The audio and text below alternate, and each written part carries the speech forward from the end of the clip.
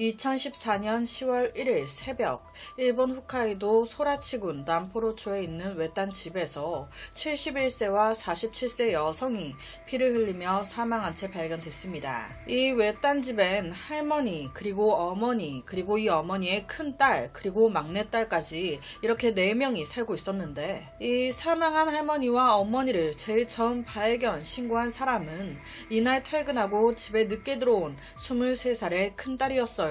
당시 집 1층 침실에 자신의 어머니가, 그리고 2층 침실에 할머니가 쓰러져 있었어요. 셋째인 막내딸은 같은 부진의 다른 별채에서 자고 있었기에 이 두 사람에게 무슨 일이 있었는지 전혀 알지 못했습니다. 하지만 경찰 조사가 시작되고 신문이 시작되자 안 되겠다 싶었던 건지 돌연히 17살이었던 막내딸 말을 바꿔요. 내가 할머니와 엄마를 죽였다고. 이 사건이 당시 일본 내에서 굉장히 화제가 됐었다고 합니다. 감히 내 엄마와 할머니를 죽인 최악의 존속살인인데, 그럼에도 불구하고 일본 국민들은 이 막내딸 처벌을 받아선 안 된다며 모두 들고 일어났어요. 막내딸을 위한 탄원서에만 약 8천여 명이 넘는 사람들이 사인했다고. 도대체 이 가족에게 무슨 일이 있었던 걸까요? 원래 이 막내딸은요, 3자매 중에 셋째로 부모님과 자녀 3명, 총 5명이서 행복하게 살고 있었어요.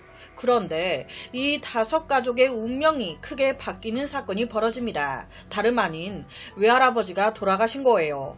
그러면서 외할머니가 홀로 남게 됐고, 이 외할머니를 엄마 아빠가 부양하게 되면서 외할머니의 엄마 아빠 그리고 3자매 총 6명이 함께 살게 된 겁니다. 이게 지옥의 시작이었어요. 외할머니는 사망한 남편의 유산을 물려받았고, 그 유산으로 한 투자를 해서 엄청 큰 돈을 벌었습니다. 사건이 벌어진 이 집이 굉장히 큰 대저택이에요. 이 집을 지은 사람이 할머니였습니다. 외할머니. 이 외할머니를 모시게 되면서 이쪽으로 이사한 거죠. 그러니까 이 가족 안에서 외할머니, 큰 돈을 쥔 뭔가 오르지 못할 존재가 된 거예요. 문제는 이 할머니, 이걸 자기도 알아. 외할머니는 함께 생활하면서 실제로 이렇게 말을 했었대요. 사위에 막 손녀들, 딸까지 다 있는데 이 집에 살면 당연히 내 말이 법 아니야? 이 집에 사는 이상 내 말을 듣는 건 당연한 거 아니야. 내 말대로 움직여. 마치 절대 군주인 것 같은 발언. 이런 환경에서 외할머니와 사이 안 부딪혔을까요? 외할머니가 자기 마음대로 막 휘두르려고 하니까 맨날 둘이 싸우는 거예요.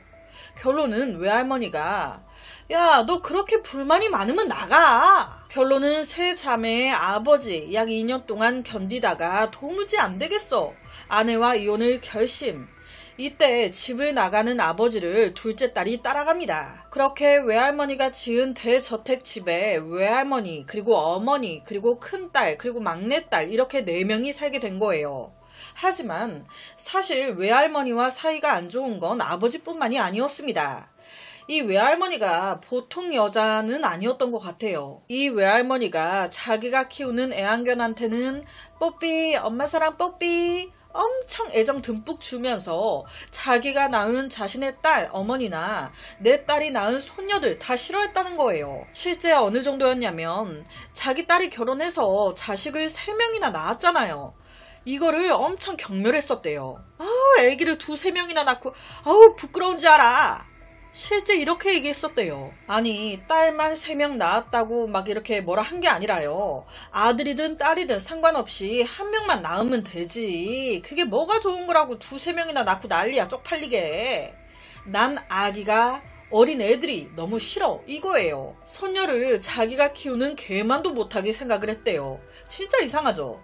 이런 발언을 일삼는 할머니가 큰 손녀, 막내 손녀한테 상냥했겠습니까? 집안에 폭군이 되어있던 외할머니는 손녀 2명을 엄하게 훈육해 나갑니다. 여기서 장녀는, 큰딸은 대체적으로 좀 순했어요. 할머니가 하라는 대로 그냥 네 하고 하는 스타일이야. 그런데 더 어렸던 막내 손녀는 달랐습니다. 언니처럼 나 못하겠어. 너무 억울하잖아. 그래서 외할머니가 뭔가 막 말도 안 되는 걸로 뭐라 한다? 그러면 그냥 막 울어버리고, 뭔가를 하라고 하면 내가 이거 왜 해야 돼요? 받아치기도 하고. 그러니까 이 외할머니 입장에서는 내가 여기서 왕인데 네가 내 말을 안 들어? 이 셋째 손녀가 눈에 거슬렸겠죠. 그래서 실제로 한날은 셋째 손녀가 또 외할머니한테 혼나가지고 막 울어. 이 외할머니가 그 울음소리 듣기 싫었던 거예요. 아, 짜증나. 너 또 질질 짜니? 그래서 테이프를 가지고 와가지고 입에 여러 겹 이렇게 막 돌돌 말아 감아버린 적도 있었대요. 그럼 여기서 의문점이 하나 생깁니다. 할머니가 손녀들한테 이런 만행을 저지를 때 할머니의 직접적인 딸이자 손녀들의 엄마, 이 엄마는 뭐 했어? 안 말렸어? 뭐 했냐?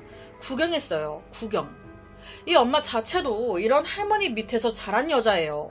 엄마도 큰딸 마냥 그냥 하라는 대로 네. 할머니 말을 거역 안 하는 거예요.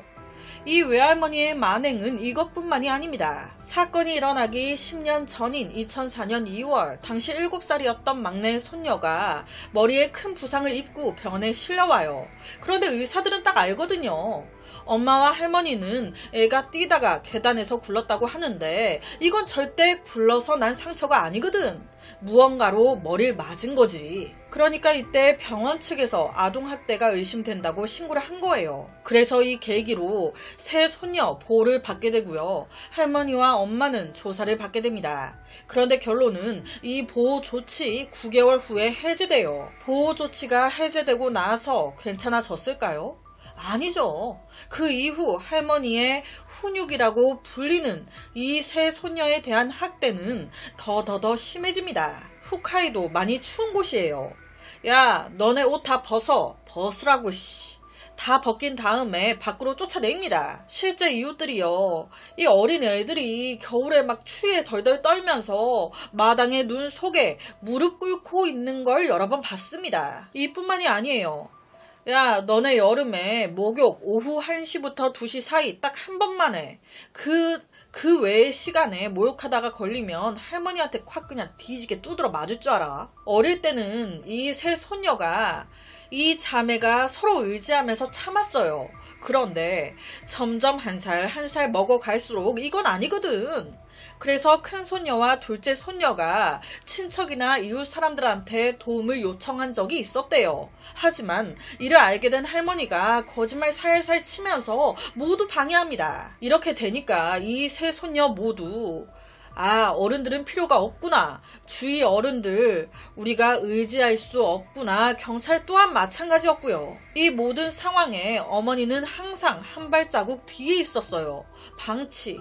왕따 사건이 발생했을 때 가해자 플러스 왕따를 못 본 척한 사람들도 모두 같은 죄라고 흔히 말합니다. 가정에서 학대를 못 본 척한 어머니도 같은 죄예요. 하물며 자기도 어릴 때 이렇게 당해놓고 그래서 그 누구보다 얼마나 힘든지 알면서 그럼에도 자기 딸들을 지키지 않는 이 비정상적인 행동 기가 막히지 않을 수 없습니다. 이 할머니가 장녀 이 큰 손녀한테도 학대를 했어요. 그런데 이제 셋째 막내 손녀한테 이게 조금 더 심했던 거죠. 우선 셋째 막내 손녀는 집에서 잠도 못 자게 해요. 야, 여기 내 집이야. 너 꺼져. 네 집은 우리 여기 뒷마당에 헛간 하나 있는 거 알지? 거기가 네 집이고 네 방이야. 이 집에 들어올 땐 내 허락 받고 들어와. 알겠어? 실제 옆에가 셋째 손녀가 지내던 곳인데 이게 겉은 그래도 멀쩡해 보이죠. 그런데 속은요 진짜 좁대요. 추운 겨울도 이곳에서 보냈다고 하면 다들 깜짝 놀랄 정도. 되게 작고 초라한. 거기다 플러스로 모든 집안일을 이 막내 손녀가 다 맡아 하기 시작합니다. 야, 우리 집 아줌마 잘라. 그리고 다 네가 해. 다 얘한테 일 시켜. 알겠지? 집안일 할 때만 허락받고 본집에 들어갈 수 있었대요. 이뿐만이 아닌 셋째 손녀, 마당 잔디 얼룩이나 잔디 울타리 손질, 겨울에는 눈 치우기 등등 모든 잡일 다 합니다. 그리고 제가 앞서 집안일 할 때만 집에 들어갈 수 있었다 했잖아요. 그것도 정문, 현관문으로 들어갈 수 있었던 게 아니에요. 야, 너는 현관문 쓰지마. 누가 쓰래? 저기 뒤쪽에 개문으로 다녀. 개가 왔다 갔다 드나드는 문으로 다니라고. 당시 셋째 손녀가 학교를 다니고 있었어요. 그런데 예를 들어 학교가 4시 반에 끝나요. 그럼 5시까지가 통금 시간인 거예요. 이거 넘어가면 난리가 나. 나 오늘 뒤지게 맞아. 그러니까 학교가 끝나자마자 막 집으로 뛰어가는 겁니다. 이 모습을 본 친구들이 한두 명이 아니었어요. 그런데 여기서 팩트는 이 외할머니년이 셋째 손녀 통금 시간을 5시로 지정했던 이유. 우리 강아지 뽀삐 매일 5시에 산책해야 되거든. 우리 뽀삐 집에서 똥 못 누는 거 알지? 5시에 딱 산책하면서 똥 누는 게 낙이는데 1분이라도 늦어봐. 너 오늘 그냥 죽는 거야. 할머니년이 키우는 강아지 산책 때문이었습니다. 그러니까 개만도 못한 취급을 당했던 거예요. 자기 손녀들을 진짜 이상하죠. 이게 남자 여자의 문제가 아니에요. 그냥 애들 자체를 안 좋아했었대요. 당연히 아침 기상시간도 정해져 있었습니다. 기상시간도 새벽 5시. 그러니까 이 어렸던 셋째 손녀가 자유를 빼앗기고 전적으로 할머니의 마음대로 이런 생활을 계속하고 있었던 거예요. 이런 셋째 손녀한테 할머니가 뭐 학교 준비물이나 생필품 잘 챙겨줬겠습니까? 방치하고 모른 척하고 있던 엄마가 뭐 챙겨줬겠어요? 셋째 손녀는요 항상 운동복에 가방도 없어가지고 보따리 들고 학교를 다녔었대요. 돈이 없어서 이러고 다닌 게 아니에요. 할머니 지는 매일 미용실 가서 머리하고 매일 화장하고 비싼 브랜드 옷만 입고 다녔다고 합니다. 앞서 언급했지만 돈 많았어요. 우리 손녀들한테 쓸 돈만 없었을 뿐. 특히 셋째 손녀 너한테 쓸 돈은 더더욱 없어. 미쳤어? 아깝게 그것들한테 돈 쓰게? 하지만 이런 상황에서도 셋째 손녀 공부는 또 되게 잘했대요. 친구도 많고. 그나마 정말 다행이죠. 사건 직전에는 고등학교 차기 학생 회장까지 맡기로 정해져 있었다고 하니까 솔직히 이런 생각도 들어요. 아예 어른들한테 도움을 요청 안 했던 게 아니잖아요. 친척, 이웃들한테도 도와달라 해봤고 경찰에 신고도 해서 보호 조치도 받았었죠. 하지만 결론은 어떻게 됐어요? 나 아직도 괴롭힘 당하고 있잖아. 달라진 거 없잖아. 오히려 그 괴롭힘만 더 심해졌지. 그래서 더 얘기를 못했을 것 같기도 합니다. 실제 선생님이 너 고민 생기면 누구한테 털어놓고 얘기하니? 라고 물어봤을 때 이때 셋째가 저는 거의 엄마한테 털어놔요. 엄마와 많이 상담합니다. 라고 말을 했었대요. 전혀 엄마랑 상담 안 하면서 중학교 올라가서는 그냥 할머니가 좀 엄하시다고만 이제 얘기를 한번 했었다고. 거기다 애가 학교 생활도 잘하니까 문제 없다고 생각을 했던 거예요. 하지만 친구들에겐 좀 달랐습니다. 한 친구한테 속내를 드러낸 적이 있었대요. 할머니가 너무 싫다고. 그렇게 어느덧 이 셋째 손녀 17살이 됐습니다. 솔직히 하루하루가 너무 힘들었어요. 하지만 이런 힘든 생활을 하면서도 버틸 수 있었던 이유? 우리 큰언니 때문에. 우리 큰언니가 내 마음의 버팀목이거든. 그런데 이때 이 23살이었던 큰언니가 이 지옥의 집에서 나오고 싶었던 거예요. 독립. 그래서 이전부터 몰래 돈을 모아두고 있었단 말이죠. 이제 남자친구도 생겼겠다. 돈도 어느 정도 모았어. 집 구할 정도가 돼. 그러니까 이때 셋째한테 같이 나가자고 얘기합니다. 나가서 언니랑 같이 살자. 그런데 여기서 당시 17살이었던 이 막내 동생이 어렸잖아요. 여러 가지로 좀 무서웠던 거예요. 그래서 나가고 싶지 않다고 얘기합니다. 나간다고 해서 해결될 게 아닌 것 같다고. 그러면서 둘이 이런저런 얘기를 나누게 되는데 언니, 우리가 어떻게 하면 평화롭게 같이 살 수 있을까? 할머니를 좀 변화시킬 방법 없을까? 이런 얘기를 하다가 큰언니가 조용히 혼잣말로 할머니가 없어졌으면 좋겠어. 그럼 모두가 평온하고 편안하게 지낼 수 있을 거 아니야. 이 혼잣말, 큰언니에게는 그냥 툭 던진 얘기였지만 이 셋째가 받아들일 땐 달랐습니다. 언니도 나랑 같은 생각인 거야? 그렇구나. 언니도 나랑 같은 생각이구나. 다행이야.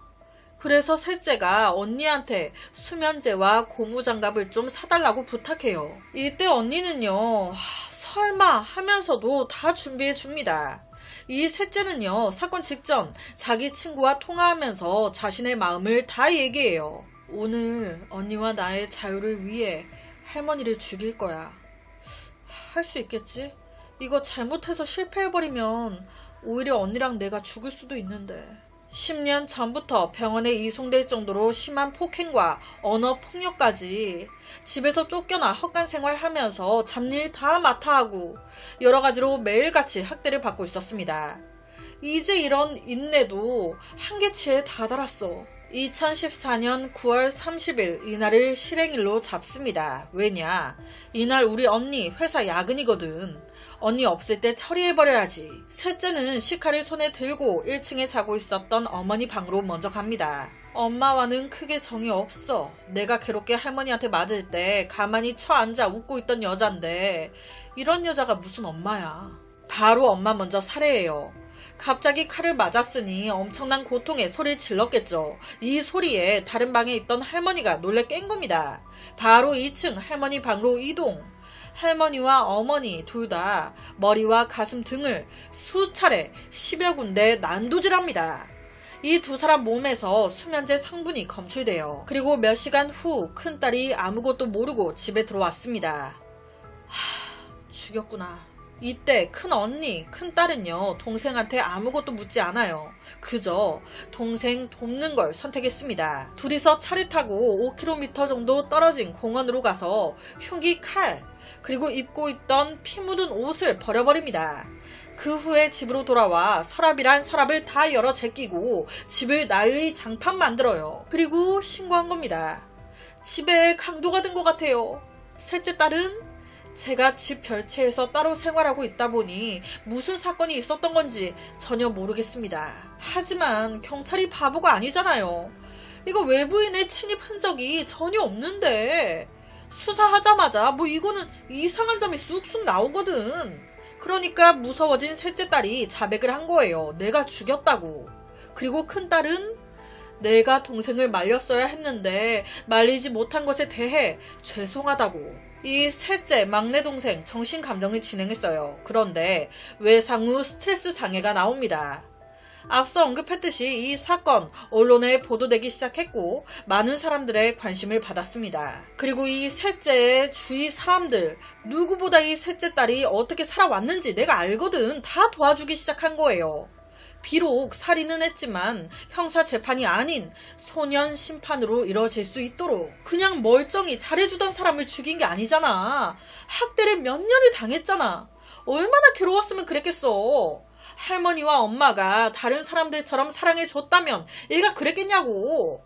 감형해달라는 목소리도 퍼져나오기 시작합니다. 죄를 지은 건 맞지만 이게 빨간 줄이 그어져 버리면 그렇게 못난 애가 아닌데 사회로 나왔을 때 이게 얼마나 짐이 되겠나. 빨간 줄이 그어지지 않도록 만들어주려고 동급생 친구들이 서명운동도 벌였대요.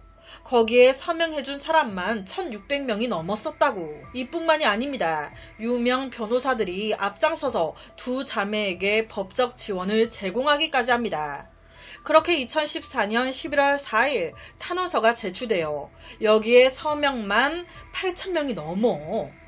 이 사건이 일본 사회에 엄청난 영향을 끼쳤다는 걸 알 수 있죠. 결국 2015년 1월 21일 일본 사포로 재판소는 17살 미성년자인 셋째 딸을 소년원, 의료 소년원 송치로 결정합니다. 즉 형사처벌이 아닌 치료와 교정 교육을 받으면서 사회 복귀를 목표로 하는 이런 방향으로 결정이 된 거예요. 일부 사람들은 아무리 그래도 존속살인이고 철저히 이건 사전에 계획한 계획 범죄 아니냐, 너무 약하다라는 말도 있습니다. 하지만 그동안 외할머니의 수많은 학대와 그걸 못 본 채 한 어머니가 준 영향이 더 크다라고 여겨져요. 실제 재판에서 큰딸한테 물어봤었대요. 가장 심했던 셋째 딸에 대한 학대가 뭐였냐고. 여기서 큰딸이 뭐라고 했냐. 다른 것보다 엄마와 할머니, 동생한테 음식물 쓰레기를 먹였다고. 부엌 배수구에 고인 야채나 과일 찌꺼기 등을 밥이라고 먹으라고 억지로 줬었다는 겁니다. 이건 뭐 말 다 한 거 아닙니까?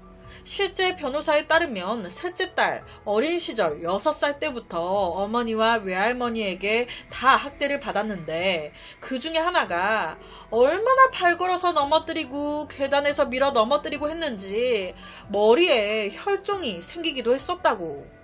여기서 혈종, 질병이나 상해로 인해 혈관 밖으로 혈액이 유출돼 장기나 조직 속에 고여있는 상태를 말합니다.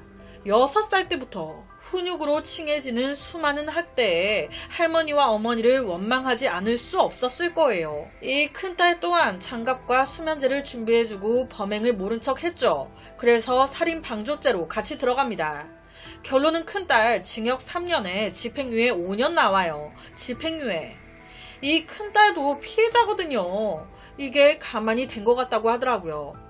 죄를 짓고 안 짓고는 사람마다 다를 수도 있겠지만 분명한 건 이 사건에 이르기까지 이 셋째 딸이 얼마나 힘들었을지, 얼마나 마음이 아팠을지 어느 정도 좀 알 것 같다는 거예요. 사건 후에 큰딸, 이 큰언니가 언젠가 여동생과 평범한 가정에서 살고 싶다고 말했다는데, 셋째의 막내 동생의 치료까지 모두 끝나 자매가 행복한 날을 보낼 수 있길 바랍니다. 그래서 오늘은 정말 특이한 할머니가 참 그냥 어린애들 싫다고 자기가 키우는 개만도 못하게 취급한 그 외할머니의 그 딸인 사건을 가지고 왔습니다.